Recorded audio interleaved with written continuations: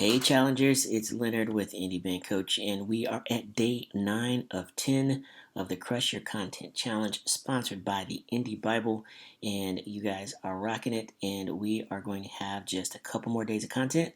And day 9, I've got a cool tool that I want to show you, and then as you can, if you saw the previous plan your post for the week, we've got a nice way to start rounding out this last couple of days. So. I'm really inspired by a lot of your feedback, and I'm looking at a way to.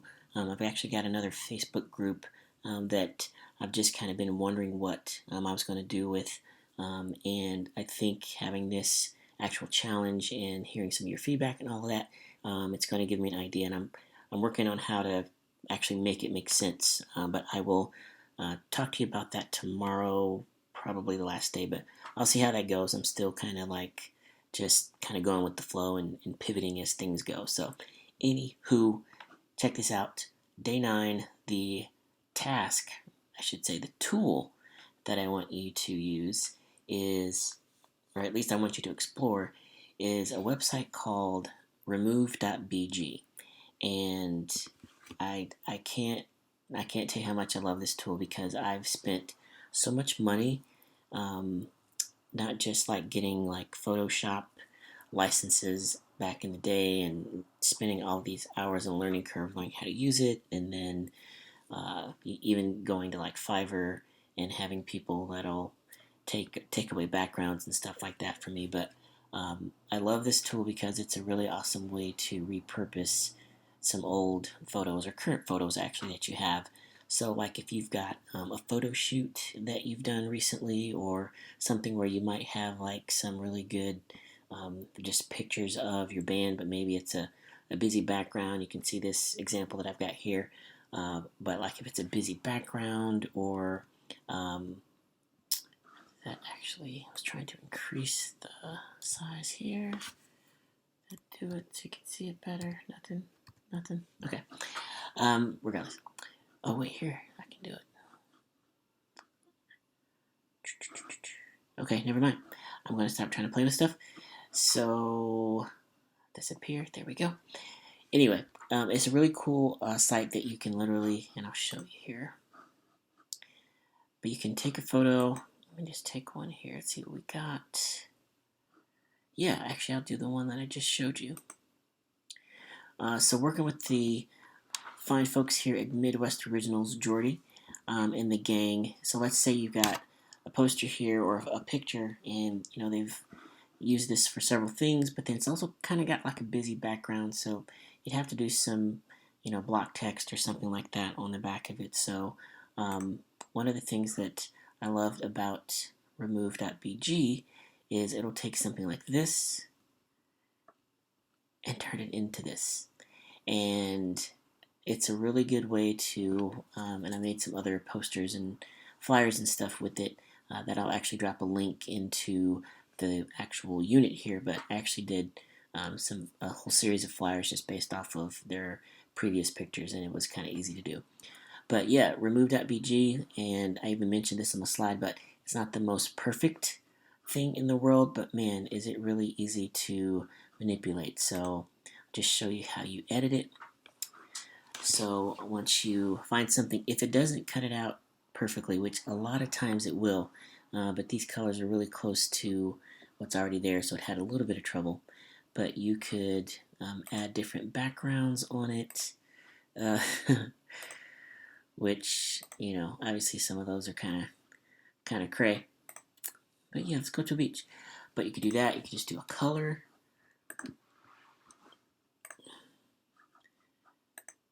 So you could do some stuff like that. But as you can see, it's not the most perfect cut out there. So you can also erase and restore. And so you've got your brush size there. I'm going to take it down just a little bit. Then I'm going to open this up and take it over here. And I'm going to erase the extra stuff. Get it really close. Then same thing with this little doodad down here. That's close enough. I'm going to minimize the brush size.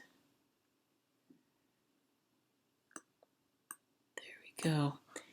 And, that's probably about good. For me, yeah, I could get really nitpicky with this, but I'm not going to.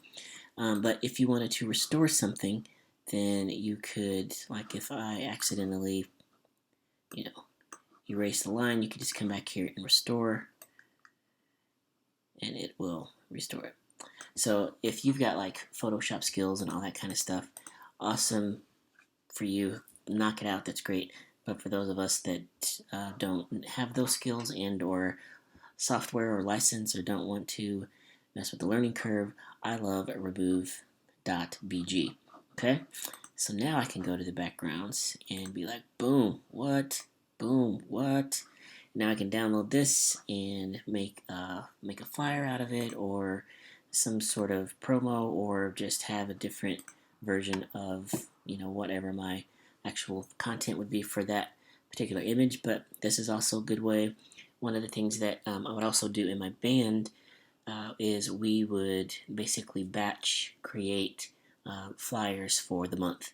So if we were doing probably 12, 13 shows a month, just depending on like if it was summer or not. But and I was doing all of the flyers and all that stuff. So I would take basically a basic template, and if we were playing at a certain club, I would make that certain club a certain color, and then I would put all the information on there. I would copy it. I would change the color, maybe change the font, and then have the same kind of layout for another club and stuff like that. So I would batch create stuff like that all the time. But this is a good opportunity with a site like this that you can get creative and kind of batch create stuff and do. Oh, you can also upload your own photo, which is awesome.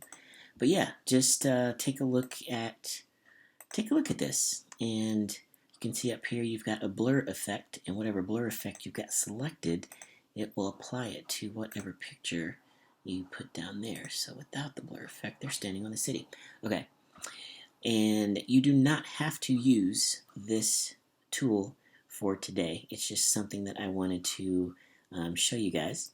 But the actual tool for today is going to be, the task for today is going to be to tag, promote, or at least let your fans know about a venue or vendor that you do business with. So obviously we've been talking about telling stories and just educating our fans on just kind of our environment and our process and things like that. And one of the most important pieces of that whole puzzle are the actual vendors and other businesses that we interact with.